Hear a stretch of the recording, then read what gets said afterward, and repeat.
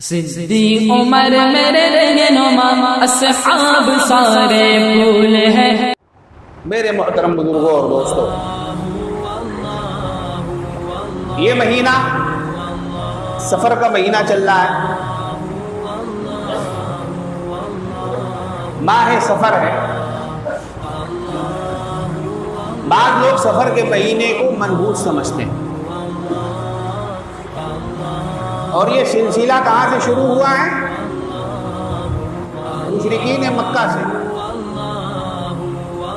مشرکین مکہ سے شروع ہوا ہے، دور جاہلیت سے شروع ہوا ہے، اور آج بھی اس زمانے کے پڑھے لکھے جاہل بھی کچھ ایسے ہیں جو آج بھی اس کو منحوس سمجھتے ہیں۔ ایسی بات نہیں ہے، یہ منحوس مہینہ نہیں ہے۔ منحوس تو ہم اور آپ ہو گئے، منحوس تو ہمارے اعمال ہو گئے۔ نحوست تو ہمارے اعمال میں ہے، نحوست تو ہماری نمازوں میں ہے، نحوست تو ہماری تلاوتوں میں، نحوست تو ہمارے کردار میں، ہمارے افعال میں، ہمارے اقوال میں۔ نحوست کی بیج تو ہم خود بو رہے ہیں، اور کھوپ کسی اور کے اوپر نہیں۔ مہینے کو ہم نے منحوس سمجھ لیا ہے، مہینہ منحوس نہیں ہوتا، ہمارے اعمال منحوس ہو گئے۔ اعمال کو ٹھیک کرنے کی ضرورت ہے، اعمال کو صحیح کرنے کی ضرورت ہے۔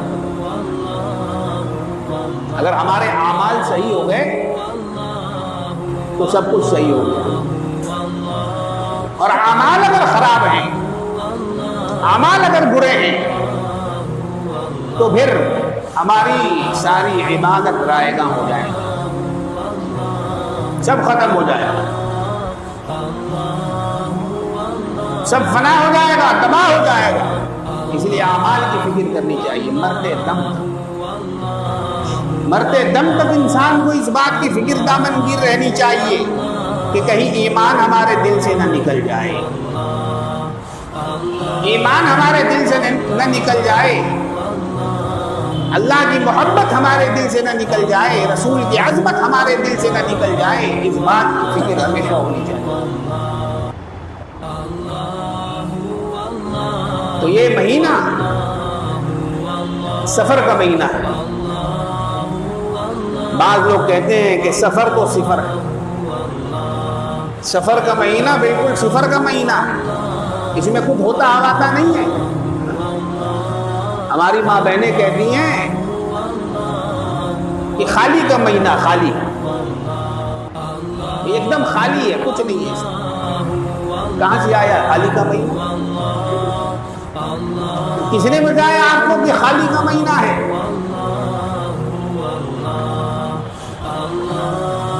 یہ خالی ہے، روز صبح ہو رہی ہے، روز شام ہو رہی ہے، روز رات ہو رہی ہے، یہ خالی کیسے ہو گیا؟ 1 سے لے کر 13 تک کو تو بعد لوگ یہ کہتے ہیں کہ بالکل منحوس ہے، اس میں کوئی شادی بیاہ نہیں، کوئی نکاح نہیں، کوئی ولیمہ نہیں، کوئی خوشی نہیں۔ یہ کہاں سے آیا؟ کسی نے بنایا؟ کسی نے یہ بات بتائی ہے؟ پتہ چلا کہ اس کا کوئی سورس نہیں ہے، حدیث و سنت کے خلاف ہے، قرآن و سنت کے خلاف ہے، حضور کے طریقے کے خلاف ہے، صحابہ کے طریقے کے برعکس ہے، اس کا کوئی ثبوت نہیں ہے، ایسی کوئی بات نہیں۔ ہر مہینہ اللہ کا ہے، ہر مہینہ اللہ کا ہے، سفر بھی اللہ کا ہے، ربیع الاول بھی اللہ کا ہے، شوال، ذیقعدہ، ذوالحجہ، جتنے مہینے ہیں وہ سب اللہ رب العالمین کے، جتنے دن ہیں وہ سب اللہ رب العالمین کے، جتنی راتیں ہیں وہ سب اللہ رب العالمین کے، کوئی دن منحوس نہیں ہوتا۔ بعض روایتوں میں یہ بات آتی ہے کہ حضور اکرم صلی اللہ علیہ وسلم نے ارشاد فرمایا کہ اگر نحوست ہوتی تو عورتوں میں نحوست ہوتی، اگر نحوست ہوتی تو گھوڑوں میں نحوست ہوتی، اگر نحوست ہوتی تو گھروں میں نحوست ہوتی۔ پتہ چلا کہ ان چیزوں میں نحوست نہیں۔ حضور نے اس کی کاٹ فرمائی، کیونکہ دور جاہلیت میں، زمانے جاہلیت میں عرب یہ کہا کرتے تھے کہ ان چیزوں میں نحوست ہوتی۔ چنانچہ آپ کتابیں پڑھیے، کتابوں کے ذریعے سے معلوم ہوگا کہ وہ لوگ عورتوں کو کیا مقام دیتے تھے، عورتوں کا کیا مرتبہ ان کی نگاہ میں تھا، اور کس طرح سے پیش آتے تھے عورتوں کے ساتھ۔ زندہ درگور کر دیا جاتا تھا لڑکیوں کو، بچیوں کو زندہ زمین میں دفن کر دیا جاتا تھا۔ وہ پکارتی تھی زمین کے اندر سے، لیکن مردہ دلوں کے سروں پر اور ان کے ذہنوں پر کوئی اثر نہیں ہوتا تھا، اور انہیں اس تکلیف کی اور اس کیفیت کی کوئی پرواہ نہیں ہوتی تھی۔ وہ انہیں اسی طرح سے زندہ دفن کر دیا۔ عورتوں کا حق کس نے دیا؟ اسلام نے دیا۔ عورتوں کے حقوق کے بارے میں کس نے بتایا؟ اسلام نے بتایا، اللہ کے فرمان نے بتایا، قرآن نے بتایا، پیغمبر آخر الزمان نے بتایا۔ آج عورتوں کی کیا قیمت لگی ہے دنیا کی منڈی میں؟ جگہ جگہ آپ جا کر دیکھیے، عورتوں کی عزتوں کو کس طرح سے پامال کیا جا رہا ہے، کس طرح سے ان کو برہنہ کرنے کی کوششیں کی جا رہی ہیں۔ جگہ جگہ بڑے بڑے بورڈوں پر ان کی تصویریں لگی ہوئی ہیں، اور ان کا جسم جو ہے وہ بالکل برہنہ ہے۔ اسلام نے عورتوں کو تحفظ دیا، اسلام نے عورتوں کو ایک مقام دیا، ایک مرتبہ دیا، ان کی حفاظت کی، ان کی صیانت کی۔ یہ مرتبہ کس نے دیا؟ کملی والے جناب محمد الرسول اللہ صلی اللہ تعالی علیہ وسلم کی ذات گرامی نے۔ آج حقوق نسواں کا نعرہ بلند کرنے والے آئیں، اسلام کا مطالعہ کریں، اسلام کا مطالعہ کریں اور دیکھیں کہ اسلام نے کیا سکھایا ہے اور محمد الرسول اللہ صلی اللہ علیہ وسلم نے کیا بتایا ہے۔ جگہ جگہ آج عورتیں دکانوں میں کھڑی ہیں، دکانوں میں کھڑی ہیں، شاپر اسٹور میں کھڑی ہیں، ہوٹلوں میں کھڑی ہیں، کیٹرر بنی ہوئی ہیں، اور انہیں اس طرح سے لوگ مجبور کر رہے ہیں۔ جہاز میں دیکھ لیجئے، وہاں بھی ایئر ہوسٹس بن کر آپ کے سامنے کھڑی ہیں۔ ہر جگہ اسلام نے پردے کا سبق دیا، اسلام نے حفاظت کی ہے عورتوں کی۔ اسلام نے بتایا ہے کہ پردہ کیا ہے، اسلام نے سمجھایا ہے کہ عورتوں کو کس طرح سے محفوظ کیا جائے اور ان کو کس طرح سے عزت دی جائے۔ زندہ درگور کیا جاتا تھا عرب کے لڑکیوں کو، وہاں کے مرد ان عورتوں کو کچھ نہیں سمجھتے تھے، کچھ بھی نہیں سمجھتے تھے، بس اپنی خواہشات کا ایک ذریعہ سمجھتے تھے، اور اس کے علاوہ کچھ نہیں، اس کے علاوہ کچھ نہیں۔ دھتکار کر رکھا جاتا تھا، انہیں دھتکار کر رکھا جاتا تھا۔ جس کا جی چاہتا تھا، جس عورت سے چاہتا تھا، عشق لڑاتا تھا، کسی کی کوئی پرواہ نہیں تھی اور کسی کا کوئی لحاظ نہیں تھا۔ اس زمانے میں وہ آدمی سب سے معزز سمجھا جاتا تھا جس کا 1000 عورتوں سے یارانہ ہوتا تھا، وہ سب سے معزز ہوتا تھا، سب سے محترم، سب سے عالی مرتبت، سب سے بڑا سردار مانا جاتا تھا اس کو۔ اسلام نے عورتوں کو عزت عطا فرمائی، اسلام نے عزت دی ہے عورتوں کو۔ ایک صحابی رضی اللہ تعالیٰ جب اسلام نہیں لائے تھے، مسلمان نہیں ہوئے تھے، اس وقت حضور اکرم جناب محمد الرسول اللہ صلی اللہ تعالی علیہ وسلم سے ملنے آئے اور اپنے پرانے ایام کفر کے زمانے کے بارے میں حضور سے باتیں کر رہے تھے۔ حضور نے پوچھا کہ یہ تو بتاؤ کہ تمہارا کلیجہ نہیں پھٹتا تھا کہ جب تم اپنی نوزائیدہ بچیوں کو زمین میں درگور کیا کرتے تھے؟ ان صحابی رضی اللہ تعالیٰ عنہ نے بتایا، یا رسول اللہ، میں نے خود اپنے ہاتھوں سے اپنی بچی کو دفن کیا تھا۔ میری بچی بلک رہی تھی، چیخ رہی تھی، چلا رہی تھی، لیکن لات و عزا کے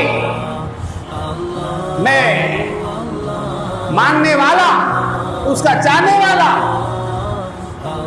اور شرک میں ڈوبا رہنے والا، کفر میں ڈوبا رہنے والا،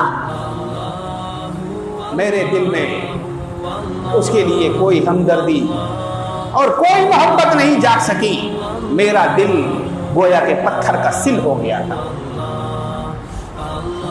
میرا دل پتھر کا سل ہو گیا تھا، اس میں کوئی بات اثر انداز نہیں ہو رہی تھی، اور میں نے اسی طرح سے اپنی اس نوزائیدہ بچی کو زمین میں زندہ درگور کر دیا تھا۔ اللہ اکبر، زندہ دفن کر دیا تھا۔ حضور کی آنکھوں میں آنسو آ گئے۔ حضور نے فرمایا کہ تیرا دل نہیں تڑپا، تیری آنکھوں میں آنسو نہیں آئے، تجھے اپنی بچی کا کوئی خیال نہیں آیا؟ انہوں نے فرمایا کہ یا رسول اللہ صلی اللہ علیہ وسلم، خدا کی قسم میرے دل میں یہ باتیں بالکل نہیں آئیں۔ حضور بہت ہو گئے، بہت ہو گئے، اور بہت افسردگی کا اظہار فرمایا۔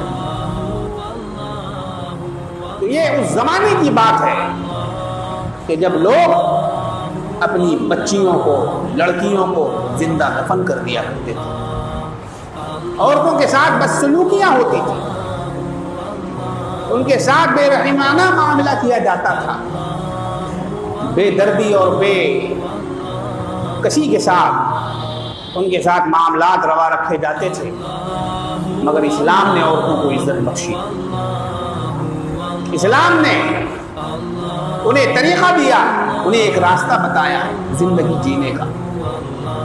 تو حضور صلی اللہ علیہ وسلم نے کیا فرمایا کہ اگر نحوست ہوتی تو ان 3 چیزوں میں ہوتی۔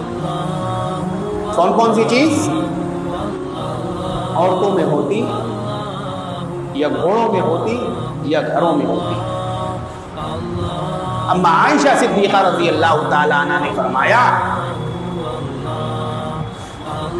جب انہیں پتہ چلا کہ کوئی صحابی یہ بات روایت کر رہے ہیں کہ ان 3 چیزوں میں نحوست ہے، انہوں نے ان کو بلا کر فرمایا کہ سنو، حضور کی جو منشا ہے وہ تم سمجھ نہیں سکے، حضور اس سے کیا فرمانا چاہ رہے تھے تم نہیں سمجھ سکے۔ ارے حضور تو یہ سمجھانا چاہ رہے تھے کہ یہ چیزیں زمانے جاہلیت میں لوگ سمجھتے تھے کہ ان چیزوں میں نحوست ہے، لیکن ان چیزوں میں نحوست نہیں ہے، کوئی نحوست نہیں۔ بعض لوگ آج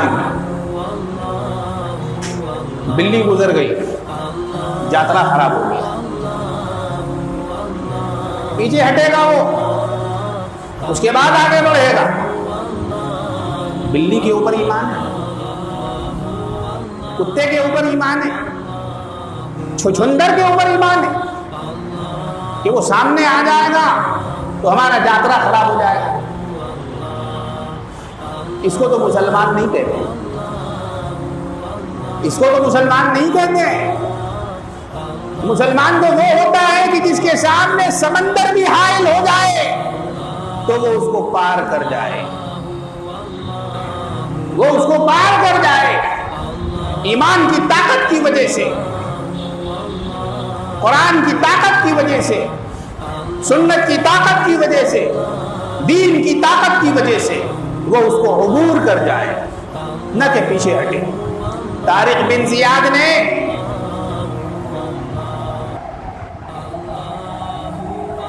اپنے پورے جہاز کو جلوا دیا تھا، پورے جہاز کو جلا دیا، خاکستر کروا دیا تھا۔ کیوں؟ کیونکہ ہماری فوج واپس نہیں جانے کے لیے آئی ہے بلکہ ملک کو فتح کرنے کے لیے آئی ہے۔ مسلمان پیچھے قدم نہیں ہٹاتا، مسلمان کا قدم ہو اور وہ پیچھے ہو، ایسا نہیں ہو سکتا، ایسا نہیں ہو سکتا۔ بلیوں پر، کتوں پر، چوہوں پر ہمارا ایمان نہیں ہے، کسی اور کا ہوگا تو ہو، ہمارا ایمان تو رسول اللہ پر ہے، ہمارا ایمان تو پروردگار پر ہے، اللہ پر ہے۔ ان معمولی باتوں پر ہم اپنے ایمان کو برباد کریں گے، ایمان کو نقصان پہنچائیں گے۔ ایک صاحب نے ایک واقعہ بتایا، ایک شخص کے سامنے بلی آ گئی، وہ گاڑی پر تھے اور اس گاڑی میں ایک دولہا بھی تھا، ایک دلہن بھی تھی۔ بلی جیسے سامنے آئی، بس اس گاڑی والے نے فوراً گاڑی میں بریک لگایا اور اس کے بعد پھر پیچھے آیا، گاڑی کو پیچھے لے گیا 10 قدم، اور اس کے بعد پھر سامنے لایا، پھر پیچھے لے گیا، پھر سامنے لایا، پھر پیچھے لے گیا، 10 دفعہ اس نے یہ کیا۔ اس کے بعد اس نے گاڑی آگے بڑھائی۔ اس سے جب پوچھا گیا، بھائی تم نے اتنی مشقت میں ہم لوگوں کو کیوں ڈال دیا، یہ آگے پیچھے کیوں کرتے رہے، کیا بات ہے؟ کہا کہ دیکھا نہیں ہے آپ نے، بلی سامنے آ گئی تھی، یاترا خراب نہ ہو گیا تھا تو ہم کیسے آگے بڑھتے؟ آگے بڑھ جاتے تو کچھ ہو جاتا تو کیا ہوتا؟ پھر کیا ہوتا؟ نہ ہم رہتے نہ آپ رہتے۔ یہ جو دلہا ہے اور یہ جو دلہن ہے، ان دونوں کا کیا حال ہوتا؟ ابھی ابھی تو ان کی شادی ہوئی ہے، سب کچھ تو تباہ ہو جاتا، ختم ہو جاتا۔ یہ ایمان ہے، یہ عقیدہ ہے۔ ایسے عقیدے سے خدا بچائے، ایسے ایمان سے خدا بچائے۔ کوا اگر کسی کے گھر میں آ گیا، کائیں کائیں کرنے لگا تو اماں بولتی ہے کہ کوئی مہمان آنے والا ہے۔ کوے سے مہمان کا کیا تعلق ہے بھائی؟ کوا اپنی جگہ، مہمان اپنی جگہ۔ کوا مہمان لاتا ہے، کوا مہمان اگر لا سکتا ہے تو چیل بھی کچھ لا سکتا ہے، عقاب اور باز بھی کچھ لا سکتا ہے۔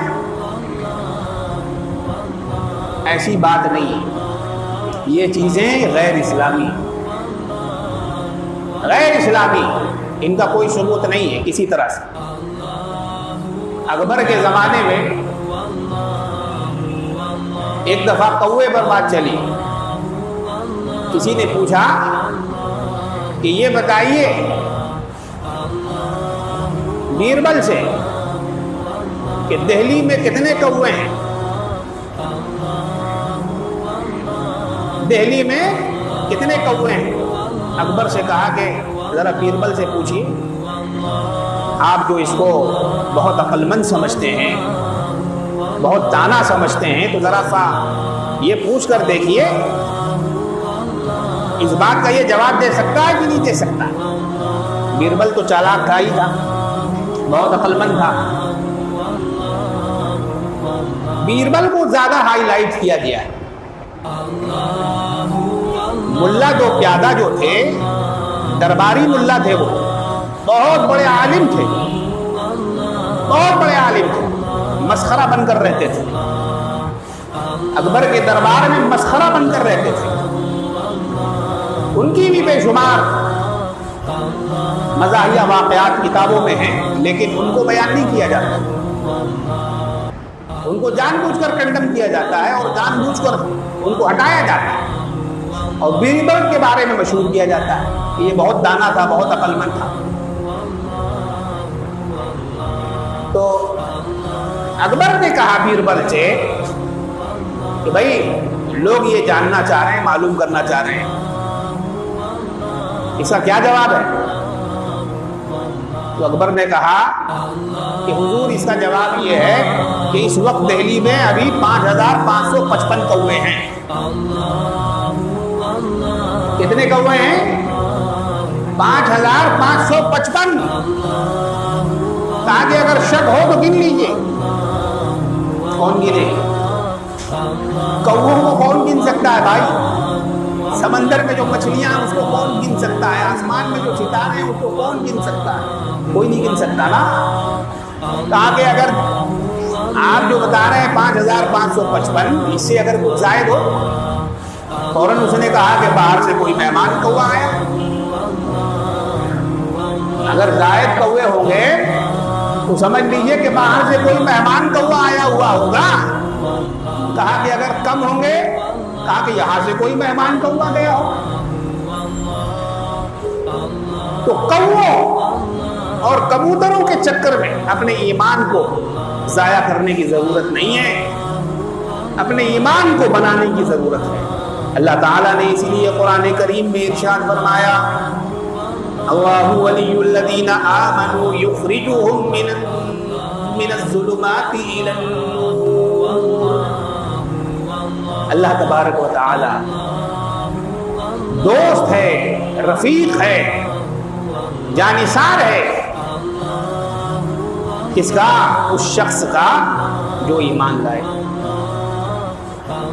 जो मोमिन हो, जो ईमान वाला हो, जो अल्लाह वाला हो, जो कुरान वाला हो, जो रसूल वाला हो, जो शरीयत वाला हो, जो सुन्नत वाला हो, जो मारिफत वाला हो, जो तरीक़त वाला हो, जो खुदा को पहचानने वाला हो, अल्लाह उसका दोस्त है। युखरिजुहुम मिनज़्ज़ुलुमाति इलन-नूर। तो फिर ऐसे लोग जब अच्छे अमल करते हैं ना, ईमान वाले लोग जब अच्छे अमल करते हैं तो अल्लाह ताला इन्हें जुल्मतों से निकाल कर नूर के दरवाजों में दाखिल फरमाता है, नूर की तरफ ले जाता है, रोशनी की तरफ ले जाता है, मारिफत की तरफ ले जाता है, उजालों की तरफ ले जाता है। फिर इन्हें भटकने का मौका नहीं मिल पाता, फिर ये भटकते नहीं है, फिर ये रास्ता खोते नहीं है, सही रास्ते पर चलते हैं, सही रास्ते पर अपने आप को रखते हैं और हक के रास्ते पर चलने की फिक्र करते हैं और कोशिश करते हैं। अल्लाह ने कुरान करीम में इरशाद फरमाया, भटकने की जरूरत नहीं। ये महीना मनहूस है, कौवा मनहूस है तो बिल्ली मनहूस है, इसके बोलने से ये हो जाएगा, उसके आने से ये हो जाएगा, ऐसी कोई बात नहीं। ये सब लफ्ज़ बात है, बेकार बात है। इस्लाम से इसका कोई सबूत नहीं है और हुजूर सल्लल्लाहु अलैहि वसल्लम से इसका कोई सुराग नहीं मिलता है। ये सब बेकार की बातें। अपने ईमान को मजबूत करें हम लोग, अपने ईमान को जिला बख्शें हम लोग, कुरान के ज़रिए से, तिलावत के ज़रिए से, ज़िक्र व अस्कार के ज़रिए से, नेकियों के ज़रिए से, भलाइयों के ज़रिए से, खंदा पेशानी के साथ एक दूसरे से مل جل کر رہنے کے ذریعے سے، آپس میں میل محبت پیدا کرنے کے ذریعے سے، ان چیزوں کے ذریعے سے ہم ایک صحیح ایمان والے بن سکتے ہیں اور ایک سچے مسلمان بن سکتے ہیں۔ اسی لیے اللہ تبارک و تعالیٰ نے ارشاد فرمایا اللہ ولی الذین آمنوا یخرجهم من الظلمات الی النور والذین کفروا اولیاؤہم الطاغوت۔ آگے ارشاد فرمایا اور وہ لوگ جنہوں نے کفر کیا، جنہوں نے ایک خدا کو چھوڑ کر ہزاروں خدا بنا لیے، سینکڑوں خدا بنا لیے، ان کے کون دوست ہیں؟ اولیاؤہم الطاغوت، ان کے جو دوست شیاطین ہیں، شیاطین ہیں ان کے دوست۔ اور خدا کس کا دوست ہے؟ اللہ ولی الذین آمنوا، ایمان والوں کا دوست اللہ ہے۔ اور جو لوگ ان راستوں سے ہٹے ہوئے ہیں، شرک کے راستے پر ہیں، کفر کے راستے پر ہیں، بدعات کے راستے پر ہیں، خرافات کے راستے پر ہیں، ان راستوں پر جو لوگ ہیں ان کے دوست کون ہیں؟ اولیاؤہم الطاغوت۔ وہ کیا کرتے ہیں؟ وہ انہیں یخرجہم من النور الی الظلمات، وہ انہیں روشنی سے نکال کر ظلمتوں کے گڑھوں میں ڈال دیتے ہیں، روشنی سے نکال کر اندھیروں میں ڈال دیتے ہیں، وہ انہیں تباہ و برباد کر دیتے ہیں، وہ انہیں ذلیل و رسوا کر دیتے ہیں۔ ایسے لوگوں کے چکر میں ہمیں نہیں پڑنا ہے۔ ہم یہ چاہتے ہیں کہ ہم دین پر چلتے رہیں، قرآن پر عمل کرتے رہیں، رسول کے فرمان پر اپنی پوری زندگی کو لگا دیں، گزار دیں۔ اللہ تعالی ہمیں اسی طرح سے موت بھی عطا فرمائے کہ مرتے وقت میری زبان ہو اور میرے خدا کا نام ہو، اور اللہ رب العالمین کی تعریف کرتے ہوئے ہم اس دن دنیا سے رخصت ہو جائیں۔ میرے محترم بزرگوں اور دوستوں، بس انہی باتوں پر اکتفا کرتے ہوئے یہ دعا ہم کرتے ہیں کہ اللہ تعالیٰ جو کچھ یہاں جتنی باتیں دین کے متعلق سنی گئیں ان کو ہمارے قلوب میں اتار دے، ان کو ہمارے دل